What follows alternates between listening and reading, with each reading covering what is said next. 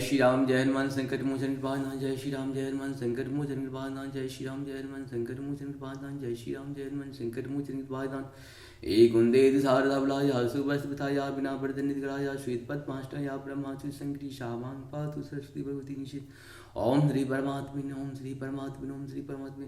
जय हिंद जय भारत। आप सबका स्वागत है। मैं रामरेश आपसे निवेदन करता हूँ चैनल को सब्सक्राइब करें, लाइक करें, शेयर करें। सत्य के साथ, सनातन के साथ, धर्म के साथ, विचार के साथ, बुद्धि के साथ, विश्वास के साथ, परंपरा के साथ, विरासत के साथ, अपनों के साथ, राष्ट्र के साथ, पृथ्वी के साथ, समुद्र के साथ हम लोग खड़े थे, खड़े हैं और खड़े रहेंगे। हम रहें या ना रहें, मानवता रहनी चाहिए। हम रहें या ना रहें, पृथ्वी रहनी चाहिए।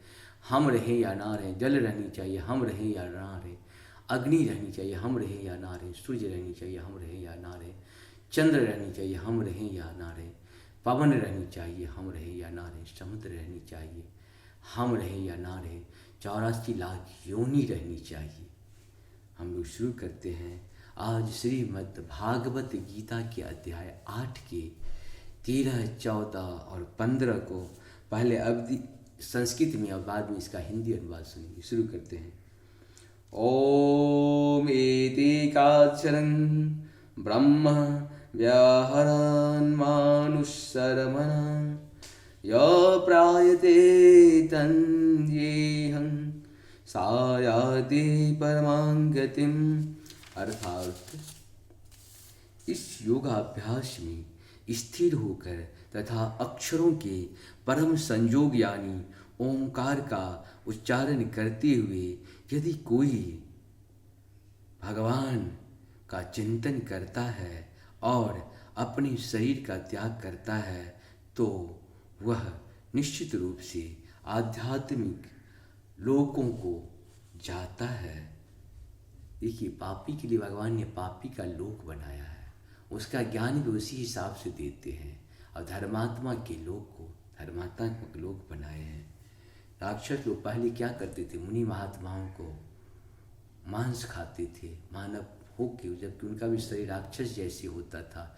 लेकिन आज मानव रूप में बहुत सारे राक्षस घर घर कहीं न कहीं पल रहे हैं और मानवीय शक्ति का अंत करने का प्रयास कर रहे हैं। आपको पहचानना होगा कि आपके घर में कौन सा राक्षस है, कहाँ बैठा है, क्या करता है। उस राक्षस को खत्म करना पड़ेगा, तभी शांति की स्थापना होगी।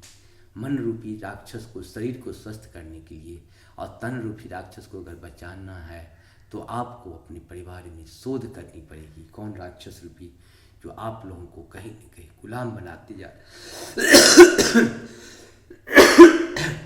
शुरू करते हैं आज हम लोग योगा। इस योगाभ्यास के स्थित होकर तथा अक्षरों के परम संयोग पानी ओंकार का उच्चारण करते हुए यदि कोई भगवान का चिंतन करता है और अपने शरीर का त्याग करता है तो वह निश्चित रूप से आध्यात्मिक लोकों को जाता है। अनन्य चेता सततं यो मां स्मरन्यस्ता सह तस्याहं सुलभं पार्थ नित्ययुक्तस्य योगिनः।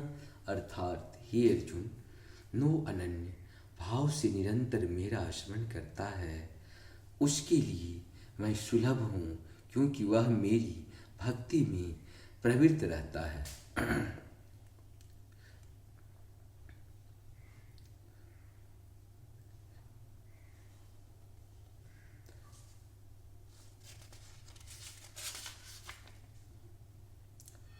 मामुपेत्य पुनर्जन्मं दुःखालयमशाश्वतं नाब्रुवन्ति महात्मानं संसिद्धि परमां गताः। अर्थात मुझे प्राप्त करके महापुरुष जो भक्ति योगी है कभी भी दुखों से पूर्ण इस अनित्य जगत में नहीं लौटते, क्योंकि उन्हें परम सिद्धि प्राप्त हो चुकी होती है। इस प्रकार से हम लोगों का श्लोक पूर्ण हुआ।